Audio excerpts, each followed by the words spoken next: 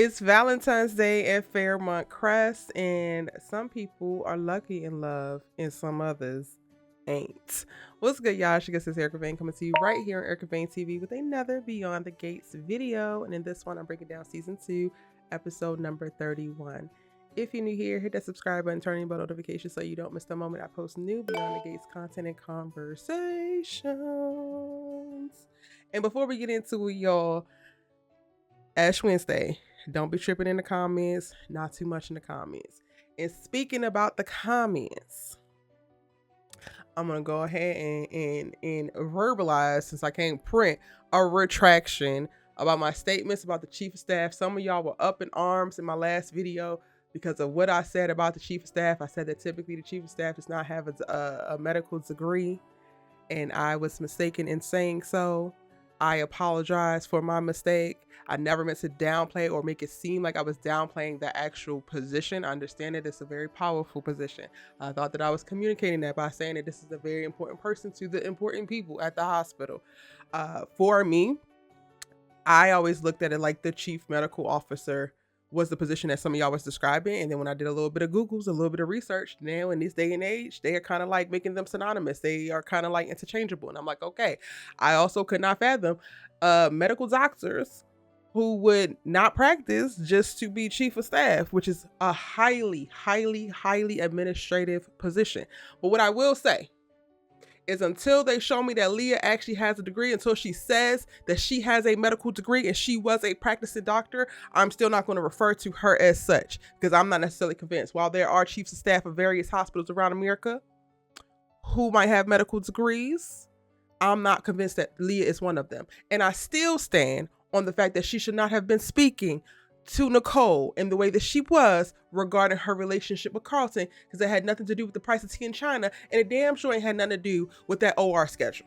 And then it just add insult to injury that she is a well-to-do looking white woman speaking to these black doctors in this way, as if they do not deserve the respect that they have earned by way of their business acumen, by way of their degrees, by way of their position and tenure at said hospital. So the energy for me is still the damn same. It's still up and it's stuck when it comes to Leah, because girl, who the hell is you talking to? But I didn't want to ruffle feathers of potential chiefs of staff who are actually listening. No shade to y'all. I understand what y'all do is important. I understand. That was never up for question. But I definitely had to tap her, because again, girl, who is you talking to? There's a thread from my episode 30 breakdown in the comment section to where Miss Teresa initially corrected me, and then I sent her 2 voice notes, and then India Sky jumped in and confirmed. And then I was like, okay, let me just go ahead and do a little research, since y'all trying to whack my ass. Let me go ahead and do a little research. Did my little research, found out what I found out. So again, I apologize for saying that chiefs of staff do not have medical degrees. Some of them do. To my understanding, they also will carry MBAs, business degrees, accounting degrees, some of them even law degrees, because they, again, deal with a good amount of the administration side and the logistics, the operations of keeping a hospital flowing. Less on the actual patient care side and more on the, how do we keep this damn hospital functioning? How do we keep y'all moving as doctors to keep helping people? But that's not the here nor there. Leah's attitude was stank. She was inappropriate in what she said. Human resources should have been called, if you ask me, because she could be still reprimanded. And some chiefs of staff might have higher degrees to where they are having medical degrees, not just master's degrees or nursing degrees and things that I had said. I hope that works for y'all. Shout out to Miss Teresa. Shout out to India Sky. And there was somebody else, but then I also said in their chat or their comment, go see the other thread, because we didn't already hash this out. Okay. That's my little retraction. Now we can talk about this episode. Ciao.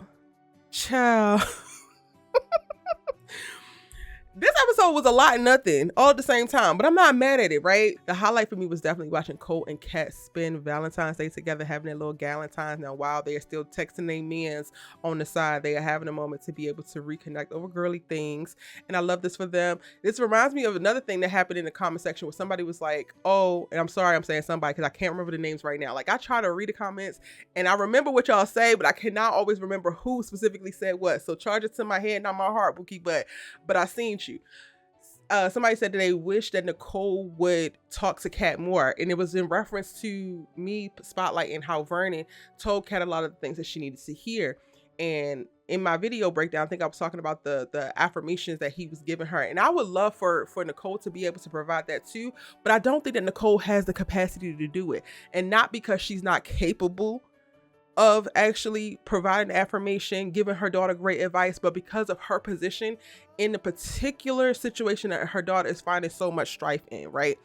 I think that in a lot of ways, as Cat's mother, she has some feelings, but then also as Ted's wife and how she wants to be perceived and how she wants to be positioned as it pertains to the infidelity, as it pertains to the divorce. I feel like some of the advice and some of the things that she was saying to Cat of like, yes, you want her to get over, you want her to move on, you want her to not have all that hatred in her heart. That's one thing.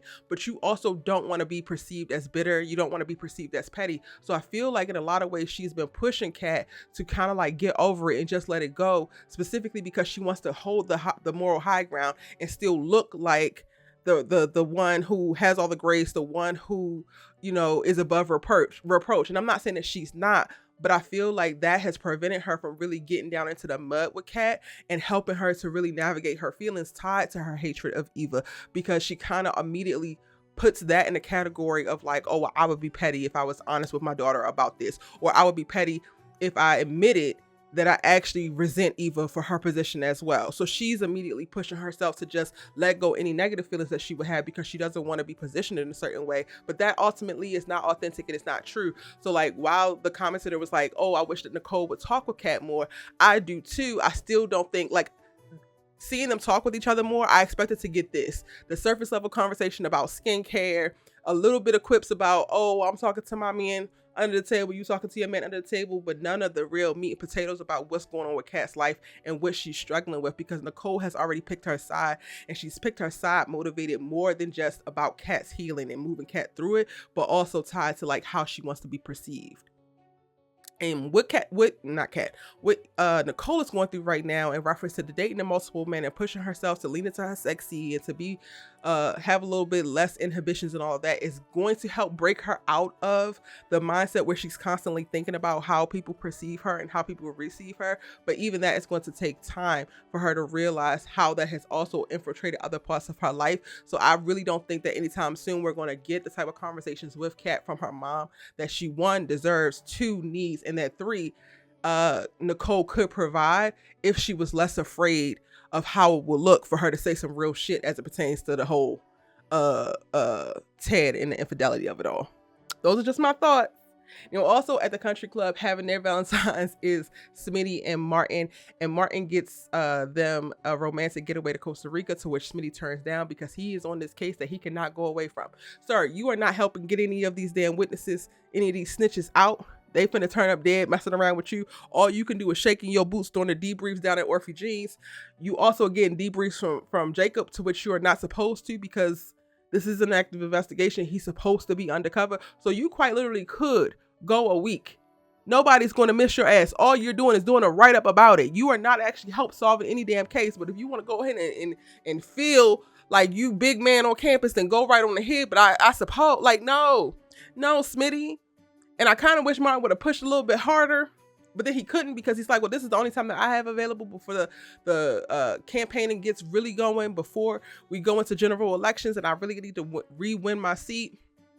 So they're going to have to push that little romantic date off until after elections. And that's a little update that we get with their relationship, child. Now, over at Orphe Jeans, it's Eva and Isaiah. And bless her little, I ain't never been in love heart. Bless her little naive heart. Like, it's Amber. Amber is such a really good actress that she is the endearing piece. But when I tell you I do not like Eva, and she seldom gives me reasons to actually like her, but I'm looking at her in these scenes and I'm just like, girl, you don't have no damn clue. And then I'm also trying to get a grasp on Isaiah, He brings her flowers, and it's a really eclectic necklace that seems right up her alley and definitely her style. And he is making it a little bit more of a bigger thing than they agreed to make Valentine's Day. But that still ain't enough for her damn mama, because she sees the flower. She's like, oh, it's just, this is all you doing? No diamonds, no this, no that.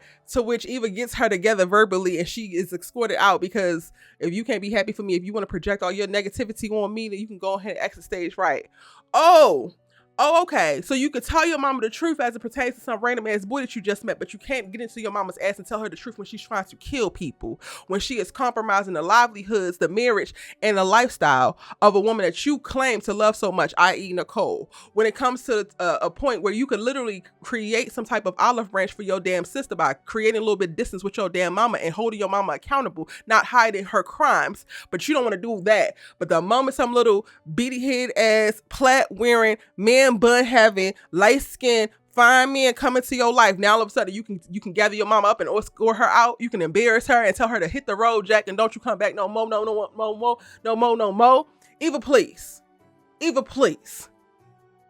I'm sitting there watching her tell Leslie, oh, you projecting and you're this and you're that, and I'm just like, yes, and then I had to stop myself for a second, like, no, this is the stupidest for you to take a stand on, ho. You could have been taking a stand all these other times. You want to take a stand on Isaiah's behalf?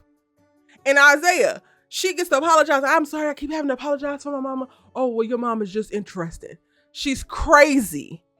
And y'all keep trying to play her cool, and you want to pay her to the left when it's more pedestrian to do so, versus when there's murders being done is wild work to me. And I'm still going to keep belt to ass when it comes to you, because, I almost rooted for you. I almost gave you almost, because your mother was projecting. All of those things that you were saying is true. But why in the hell do you find the truth when it's the most surface level to confront? There's some real on the table. Your relationship and you actually being able to find solid ground with your goofy ass sister, and I'm sorry, Cat, for this moment, you goofy, is hinged on you being able to create distance and be honest with your damn mama. Hold your mama accountable, which you refuse to do. But now, because she's joking about your goofy ass grocery store flowers and this random ass eclectic ass necklace, and you having Valentine's Day or Orphe jeans, now all of a sudden you got to put your foot down and take a stand and tell her to go to hell? Is that what you telling me, Eva? The math ain't mathing, Bookie Butt. And then also the whole, oh, we're gonna play down. It's not funny, but I feel like cringe is not the right word, but cringe is the only word that I have right now. So if y'all give another word in the comment section, then I can kind of like, I could confirm or deny if I would prefer to swap out whatever words you offer up in the comment section. Let's do that. I'm gonna go with cringe right now, because the first one coming to my damn mind. It's so cringe watching her play down her relationship, but then still try to play up. And if she's doing it from a place of like feeling like she don't deserve anything good and never being loved and not knowing what it actually looks like in reference to pursue any type of real romance in any type of way, not having to take the man or try to take the man, or being pushed to take the man from a woman that has already had him, is already fallen for him. Like, she is such a fish out of water when it comes to this. And I'm like, girl, so much of your insecurities just play on it. And it comes across as this like cute butterfly phase, but when you really look deep, it's like, no, she really just doesn't believe that she deserves this boy. So she's literally hedging her bets and trying to tell him to do the least amount of effort possible, but then enjoying and appreciating when he does the most. And I'm like, girl, you could just raise your damn standard, because you actually do deserve, but I guess you damn don't, because your mama ain't teach you that you know better, and you still ain't been able to separate from your mama. So it goes back to that for me, and still go to hell, Eva, actually. Yeah. And honestly, right now, it still go to hell, Isaiah, because you too attached to Eva, and you let Leslie off scot-free almost, and she was being raggedy and rude to y'all. But that was it. There was nothing much going on at Orphe Jeans with them. It's interesting, because I was reading some comments and y'all was like, I'm sick of Eva, and I was like, well, what the hell she do now? This is it? There's plenty of other reasons to be sick of her, y'all, but okay, moving on. Vernon and Anita have a nice little cozy night in. She gets the serenading. Vernon, they reminiscing, and they are just such the epitome of romance and glamour in their romance. And like, not glamour and like, oh, he's gifted her this and that and the third, but just how intentional and how specific and how memory rich their giving of each other to one another is, I'm just like, this is what relationship goals actually looks like. This is what it looks like to be with somebody who you really feel like is the love of your life. This is what it feels like or looks like to be with somebody who truly values all the time that y'all have spent together.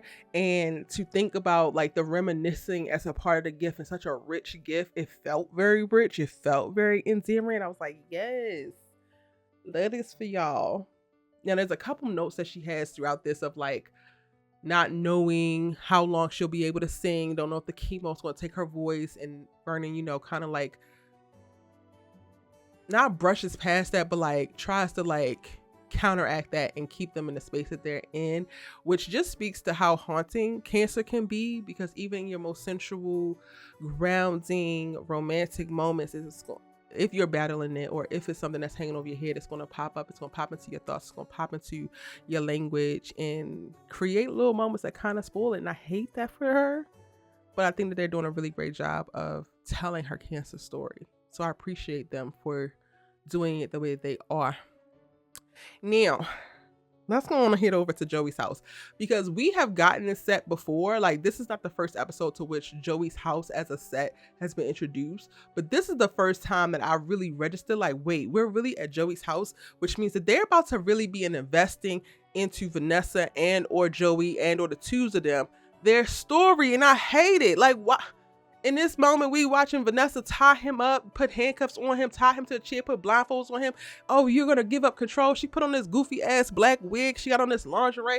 And I'm like, how many minutes do y'all want to give me this geriatric ass strip tease? But she don't really be strip teasing. She literally just likes the idea of like bondage with him. Ugh. So while I'm trying to avoid her like sexy swirling and kissing on this man and doing all this extra stuff, I literally started to think like, damn, they built out the set specifically for his house. So we're about to see these characters a lot because they have to justify the use of it, right? Like, we haven't seen Andre's condo in forever. Somebody said in the comment section that that Ted could have moved out of the damn hotel and into Andre's condo when he moved in with Danny. I said yes, but we ain't seen that. And now they introducing Joey's damn house. I'm like, God, where are they about to go with Joey and Vanessa? Because I don't want to see them that much. I don't actually give a damn. That's just a random thought, y'all. And last but certainly not least, over at Uptown, we get Shanice and Ted. While they look good together, I cannot help but look at them when they're together with squinty ass eyes and just like, what? Ted just, he rubs me the wrong way, y'all. And I don't be seeing any hope. I don't see, like, I get in general, in theory, how Shanice is smitten with him, but all of his stuff is so surface level. He's just so hooked on how good she looks. They're talking about, he originally had the reservations for the fancy ass restaurant. Come to find out, it's a reservation for 2027, not 2026.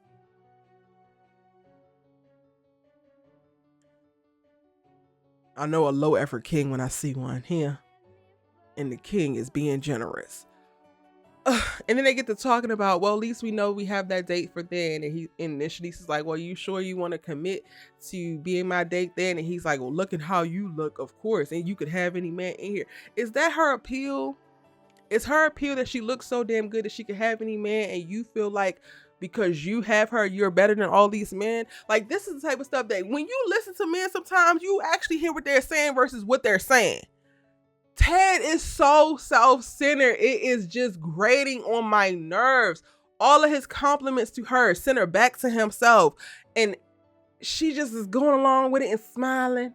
And then we get Danny and Andre walking in looking as good as they want to look. My babies look good. And they go over to have a little friendly moment. Danny is wonderful with Shanice. I said, oh, maybe Nicole schooled her on what the play was, because they still treating her with the utmost respect. They then invited them over to damn dinner. And then when Leslie walks in, Shanice decides that she's going to go over here and say something. And Danny decides, well, girl, I got your back. I said, what the hell is going on here? Which to me kind of felt a little bit childish, y'all. It's open to the public. Like, y'all are not at some private place. Y'all are definitely not at the damn country club, and you ain't rent out no damn section. Leslie can go wherever the hell she want. Shanice, she don't look bad, but she kind of look bad, and going up to Leslie and provoking her, you better keep your panties on tonight. Are you sure that's what you wanted to say, Bookie Butt? And like all of the other stuff that she goes on to say. Now, ultimately, they wound up making her so uncomfortable that Leslie leaves. But I'm looking, and like Shanice looks accomplished. Danny's like, well, you already know I'm just as crazy as you, so I'm with whatever. And it's like, okay, Danny, but she didn't really say too much. Shanice, you just showed your cards on how insecure you are and even needing to address this girl. And then when she leaves, Andre's giving her the stank face, and Ted is standing there looking stupid, trying to be non-confrontational while she rubs one of her hands across his damn chest and on his shoulder on the way out. I'm trying to understand, Ted, why does she still feel comfortable enough to even touch you? Why are you so concerned with Leslie's comfort and keeping the peace when Shanice should not be the one creating an atmosphere to which Leslie don't even want to walk in or be a part of? You should. You got Shanice out here borderline and becoming a damn bird over your ass and your honor and the honor of being your goddamn girl. Meanwhile, she's the whole damn catch. And honestly, she's looking crazy.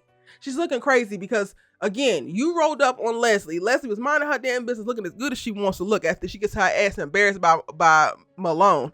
Because he like, this ain't what we do. She called Malone and left him a sexy message after Eva told her to take her ass out of Orphe Jeans. And she does so, comes over to the Uptown, thinks that he's going to meet her. Then he's like, well, we don't do that. I'm not coming down there. I still got to work. To which she binds up at the end of the episode, breaking a mirror at the hotel because she feels dejected and alone. And this is probably the resurgence of her villain origin story. She's going to do a whole bunch of lashing out. She's going to do a whole bunch of bullshit because ultimately this is her ultimate wound. Her ultimate trigger is feeling dismissed and disrespected, specifically discarded. So y'all definitely activated this tonight. But back to Ted. While Shanice is bigging herself up and having her moment of feeling good by putting this damn woman down, and no shade, because I'm not saying that Leslie is just this upstanding woman, but you literally walked over and tried to provoke her. Then Ted lets her get a feel off before she walks out the damn door. So it ultimately, to me, invalidates all of what the hell you talking about. You trying to stand there and like, well, Ted will will lose the last bit of respect that he has for you if you show your ass tonight. And then she rubs his damn shoulder and it's just like, well, no. It seems like Ted won't lose no type of respect for her. It seems like Ted will always have a base level of respect and decency when it comes to Leslie, no matter how much she tries to kill his damn staff, no matter how many marriages and or relationships he ruined, no matter how many of his kids she disrespects and or keeps from him. And with that said, I'm gonna just hush because that to me was a hot ass mess. But maybe it was just to me. Y'all let me know your thoughts in the comment section down below. It's your good sis, you love to talk TV with. And happy start of Lent, Ash Wednesday. Maybe I'll share in a video what I'm giving up for Lent. But I'll talk to y'all next time.